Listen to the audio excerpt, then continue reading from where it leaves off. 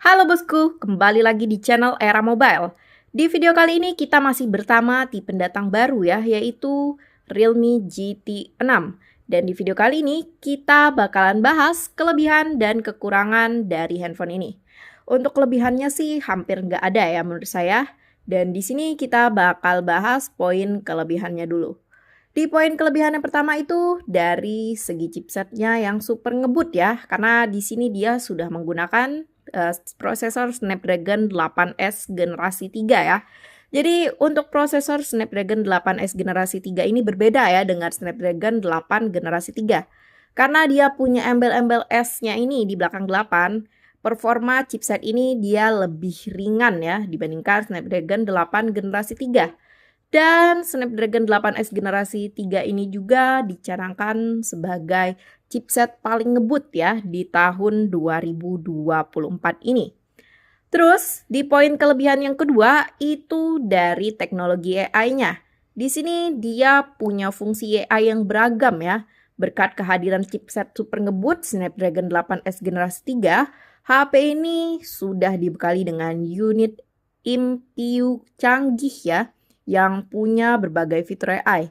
Yang pertama itu ada di AI Night Vision ya, yang membantu meningkatkan kecerahan daripada hasil foto atau video kalian di malam hari. Jadi fungsinya juga berbeda ya, seperti foto-foto malam pada handphone umumnya. Karena ini benar-benar mampu bikin kondisi foto yang super gelap itu jadi terlihat cerah ya di hasil kameranya. Jadi pastinya super keren bukan untuk fitur AI Night Vision-nya ini. Terus di fitur AI lainnya itu ada AI Smart Removal. Jadi fungsinya removal ya untuk menghapus mirip Magic Eraser pada Google Pixel 8 dan Samsung Galaxy S24 yang ini untuk menghapus objek tak diinginkan pada hasil foto kalian. Terus di AI yang ketiga itu ada 120 fps mode. Jadi seperti namanya, 120 fps mode ini akan memunculkan frame rate 120 fps pada sejumlah game ternama yang sering kalian mainkan lah ya, seperti PUBG, Mobile Legends, ataupun Call of Duty, atau game-game lainnya. Terus di AI berikutnya itu ada AI Smart Loop. Jadi memungkinkan perangkat untuk mengetahui niat pengguna saat menyeleksi atau menahan sebuah informasi di layar, baik itu gambar maupun tulisan. Terus yang keempat ini masih ada di series Realme sebelumnya ya, yaitu Air Gesture. Tapi ini Air Gesture-nya lebih disempurnakan lagi.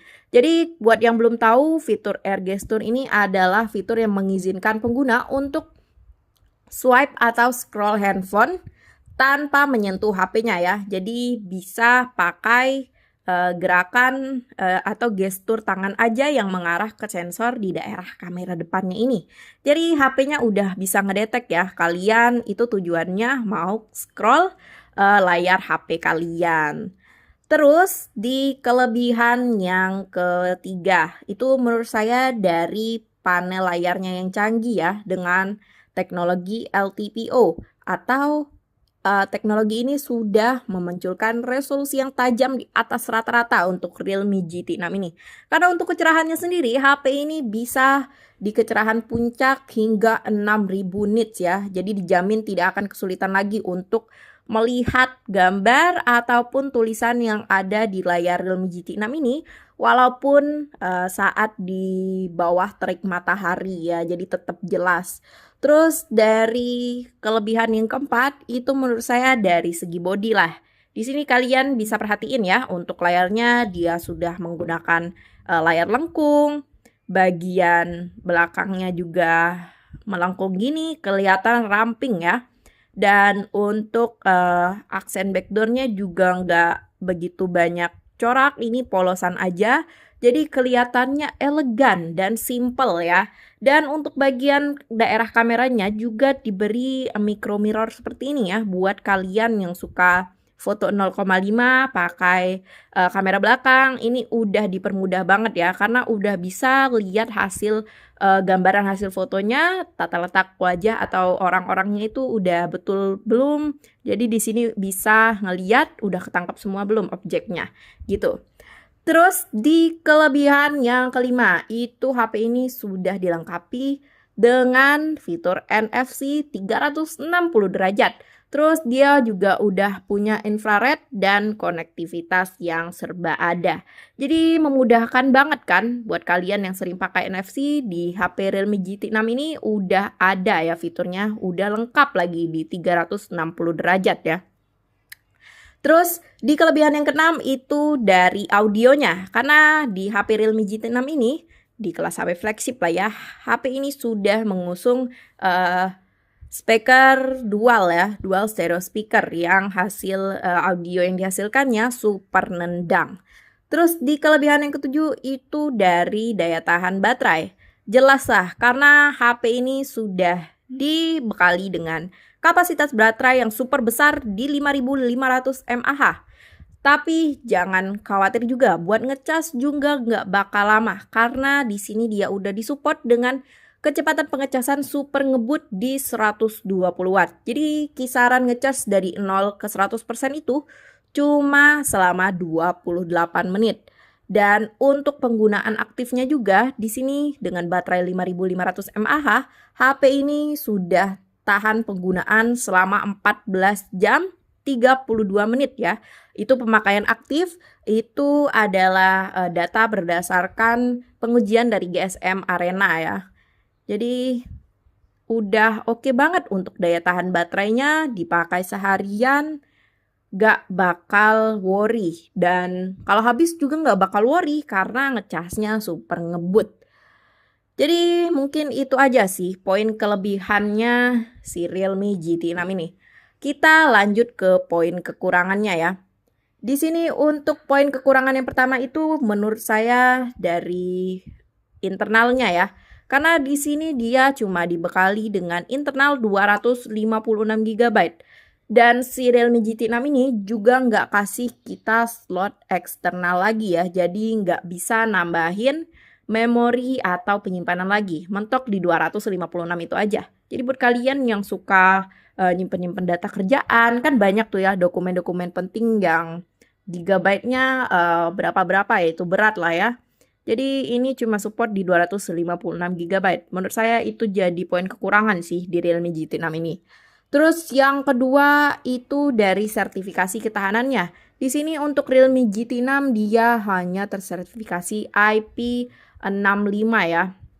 Jadi nggak bisa kecemplung air sih. Hitungannya IP65 ini masih di anti debu dan anti percikan air ya. Cumanya sayang sekali dibandingkan dengan kompetitor di kelas flagship sekelas harga 8 jutaan itu banyakan sudah tersertifikasi IP68 ya. Di sini untuk Realme GT6 dia masih tersertifikasi IP65.